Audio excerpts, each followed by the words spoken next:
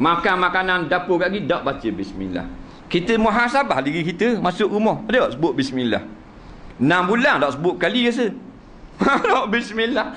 Tak sebut terus. Nak? Makan tak sebut bismillah. Yang sebut budak pasti.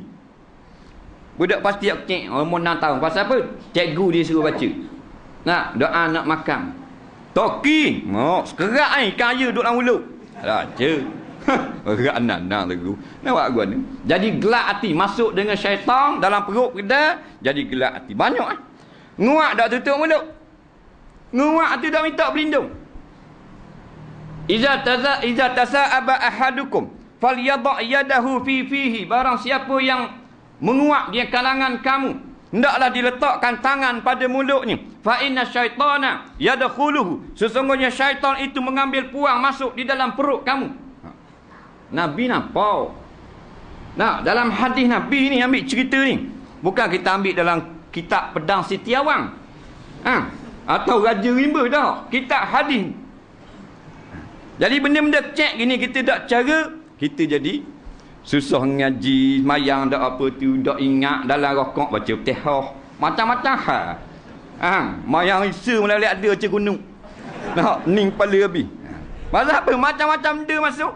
Tu tak kira pada zat makanan ni. Hak sebuah hak abang. Hak meninggalkan minta berlindung dengan daripada syaitan. Tak ambil keberkatan dengan makanan. Tak ada dah situ. Allah. Jadi bismillahirrahmanirrahim. Hendaklah kita baca pada perkara-perkara yang tidak haram pada syarak. Ditakluk kepada hukum syarak yang 5. Hukum syarak 5 ni syarak taklifi itulah. Wajib, haram, makruh, harus, sunat. Jadi baca bismillah ni juga tertakluk kepada 5 hukum ni.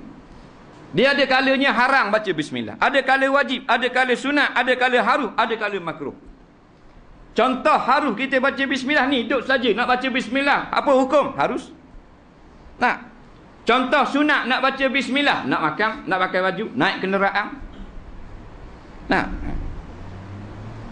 Contoh wajib nak baca Al-Fatihah pada sisi mazhab Syafi'i. Nah. Contoh makruh nak gulung, nak isap okok daun, bismillah. Contoh haram nak tikar nombor ekor, bismillah. Masa nak pakoh, hafal ayat, bismillah. Tu contoh haram. Understand? Lelah ni. Ada makan tak?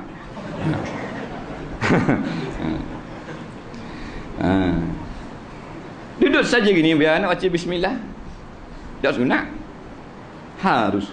Pasal duduk saja nengung harus. Nak pakai baju, datang sunat. Nak kilas ke bang, mari sunat. Tapi duduk saja nengung, nak baca bismillah. Nak baca bismillah boleh? Boleh, harus. Dah bila baca, dapat pahala. Pahala sunat. Ada orang pahala harus. Dia gitu. Tak. Wajib macam dalam Fatihah. Mesti baca bismillah. Mazhab Syafi'i tak? Mazhab lain sunat baca bismillah. Dan sunat pelahang. Tak. Wajib kita tak baca bismillah, tak sah lah. Fatihah kita, bila tak sah Fatihah, kena ulang Fatihah. Kalau tak ulang Fatihah, rokok baru batal. Tak rokok, tak batal. Sebab apa rokok baru batal? Pasal rokok tak baca Fatihah. Baca tadi, bismillah tak ada. Tak panggil Fatihah. Dia gitu.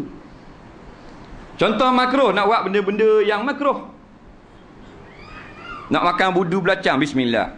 Nak makan poyok, nak makan apa benda ni, jering, nah. Benda-benda busuk-busuk. Benda busuk ni malaikat tak suka tau. Makruh lah kita makan. Sebab apa tak haram? Pasal kita boleh cuci kat kiri. Dia tak najis. Jadi tak sampai martabat haram. Tak. Orang puang ni biasa berahi makan ni. Tak. Poyok, caluk, budu, jering, peta. Anak dara ni sekali mamah peta pak papang. Anak dara. Tak. Bertuah laki yang boleh dia kat gini. Tengok Kau 3 pagi tak jaga tidur ni. Bosok pohon mulut. Orang puang. Bapa sedap kat mana peta jering. Molek-molek ada. Tok tak sacar lah tok. Nak dara tu. Berahi peta, berahi jering. Tak.